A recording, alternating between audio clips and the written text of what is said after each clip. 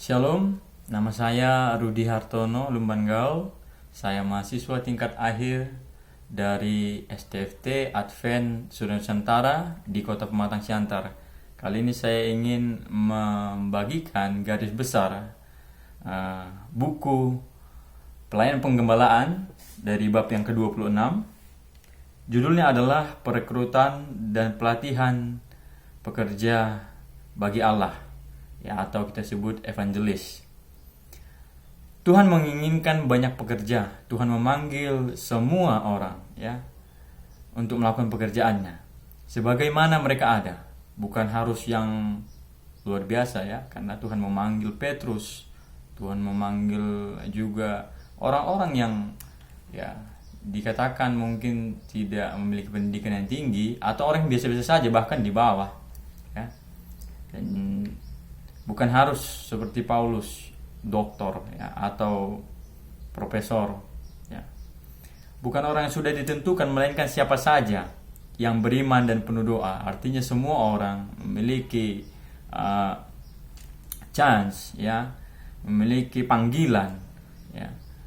Bukan harus untuk misi yang jauh, tapi di dalam rumah, keluarga, ya, atau lingkungan sekitar kita, ya.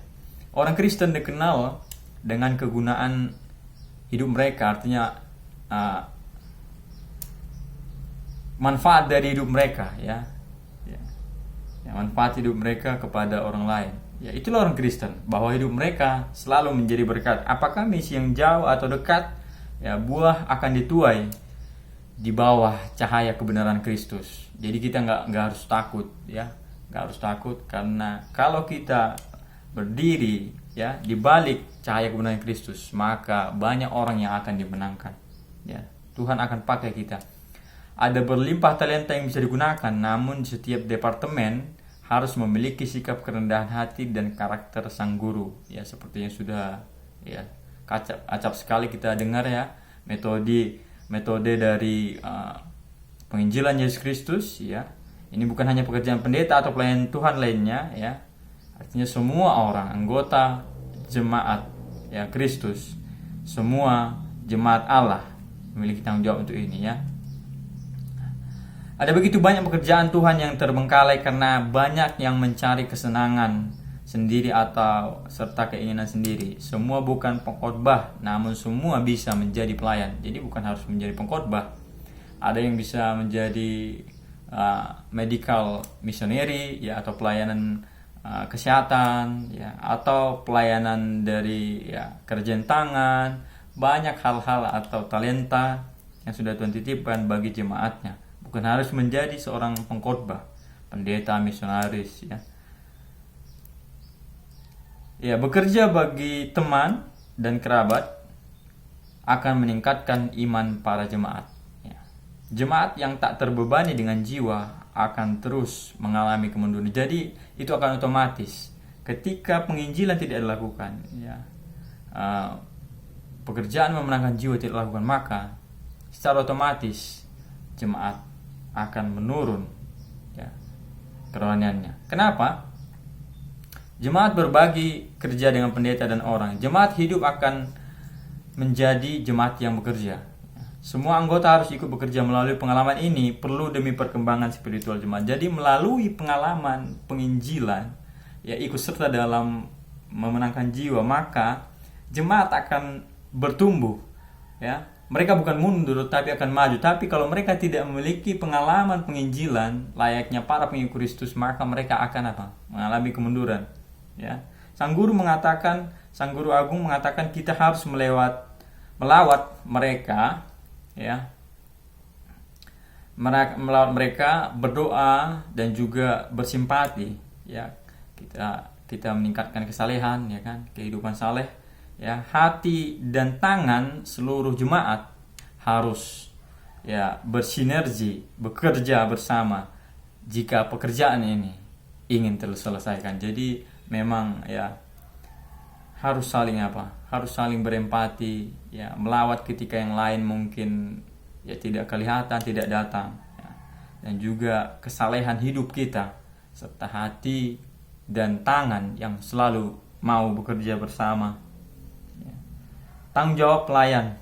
Beberapa gereja akan semakin makmur jika pelayan-pelayan keluar dari cara biasa dan membiarkan jemaat bekerja. Ya, sering jemaat ini, gereja ini, pendetanya saja yang aktif.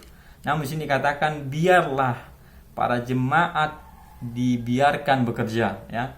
Dengan khotbah dan contoh yang baik dari pelayan akan menidurkan jemaat ke zona nyaman mereka. Jadi sudah menikmati. Jadi ada sebuah kenikmatan memang ketika kita ketika kita mendapati pendeta kita pintar berkhotbah dan dia begitu hidup begitu saleh, menjadi teladan, dan itu akan membuat kita menikmati, di atas angin dikatakan. Jika mereka menjangkau keluar membangun gereja baru, maka mereka akan menyadari kemampuan mereka sendiri, betapa berharganya membawa jiwa kepada kebenaran. Mereka akan berhati-hati bahwa mereka harus menjadi teladan dan dorongan pengaruh mereka tidak boleh kendur. Mereka akan mengalami itu yang akan menumbuhkan kerohanian jemaat, menjaga kewanan serta memberikan pekerjaan bagi mereka, bukan sekedar memberikan pekerjaan, tapi juga menjaga. Pendeta atau pelayan, pada umumnya pendeta harus menjaga, memperhatikan. Jangan hanya kita biarkan. Kalau mereka bekerja harus kita perhatikan apa yang mereka kerjakan. Kalau mereka tidak bekerja, maka kita harus apa? Pekerjaan besar harus diselesaikan. Apakah usaha yang sudah kita lakukan untuk melaksanakannya, menyelesaikannya? Pelayan tidak harus menarik yang belum percaya, tetapi melindungi tentara pekerja. Jadi bukan harus kita menjangkau banyak jiwa-jiwa baru, tapi dengan merawat, melindungi jemaat yang sudah ada, mengajari mereka, melatih mereka, itu akan apa? Itu akan lebih baik. Dan kemudian penjangkauan keluar, jiwa yang belum percaya bisa kita tarik atau kita menangkan. Ketika usaha dilakukan untuk menunjukkan iman kita kepada yang belum percaya, sering anggota terlihat acuh, seolah memberikan beban itu kepada apa? Kepada pendeta. Mereka menolak untuk seperti berpesta, berpesta untuk menerima jiwa baru, kan? Tapi mereka seperti memberikan beban itu kepada pendeta. Urusan pendeta, itu kurang baik. Yang benarnya adalah bahwa kita harus berpesta, kita harus bersinergi dengan pendeta untuk menerima atau bersiap menerima jiwa yang baru. Inilah alasan mengapa kebanyakan pelayan sanggup, artinya pelayan yang kompeten sebenarnya. Pelayan yang kompeten telah sering menghasilkan sedikit saja, hasilnya sedikit. Khotbah terbaik, atau pesan yang betul-betul pas terhadap orang pendengarnya. Namun tidak ada jiwa yang dimenangkan, sebagaimana hadiah bagi Kristus jadinya berkurang atau mundur. Jadi ada usaha yang sepertinya sia-sia, tidak efisien, oleh karena jemaat tadi, jika mereka belum disiapkan untuk menerima jemaat-jemaat yang akan bergabung atau yang akan dimenangkan bagi Kristus.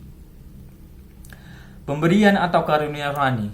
Roh Kudus memberikan semua orang Kristen talenta untuk digunakan untuk pengalaman surgawi, menyanyi, berkhotbah, bermain musik, banyak hal. Pelayanan harus mendorong mereka, para jemaat yang terpilih, untuk melakukan pekerjaan khusus. Kita nggak harus mendikte, pendeta atau para pelayan pimpinan gereja tidak harus mendikte para jemaat, tapi karena terkadang Roh Kudus sudah memberikan petunjuk kepada mereka untuk melakukan suatu hal yang khusus yang akan mereka lakukan. Pendeta harus berhenti dari cara biasa, dan memberikan kebebasan jemaat melaksanakan yang ditunjukkan Roh Kudus. Kemudian memotivasi para relawan atau evangelis. Ketika kuasa Tuhan yang mengubahkan memenuhi orang, mereka akan menjadi pekerja.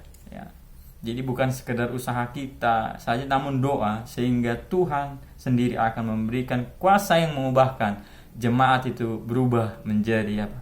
Mau menjadi pekerja. Percakapan sejati adalah diikuti dengan keinginan membagikan Yesus. Ya, mereka tidak memenuhi tanggung jawabnya harus tanggung jawabnya. Mereka yang tidak memenuhi tanggung jawabnya harus dilawat.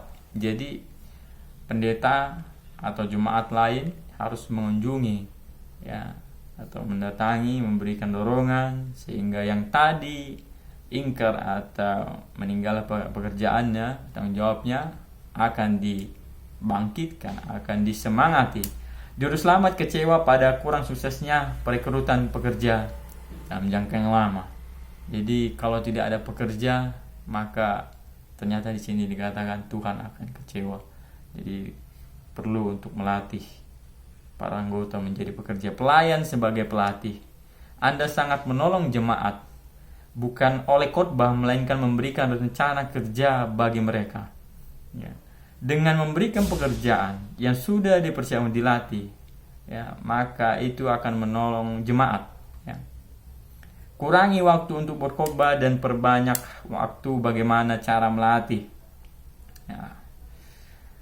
Bagaimana cara melatih sehingga tadi jemaat boleh bekerja. Pelayan harus melatih anggota bagaimana cara bekerja. Kita harus mengajar anggota bagaimana menggunakan talenta mereka dalam melayani yang lain. Melatih anggota menjadi pemenang jiwa. Pemenang jiwa. Melatih anggota bagaimana bekerja dalam pelayanan medikal. Jika anggota tidak dilatih bekerja, maka pelayanan gembala secepatnya juga akan gagal.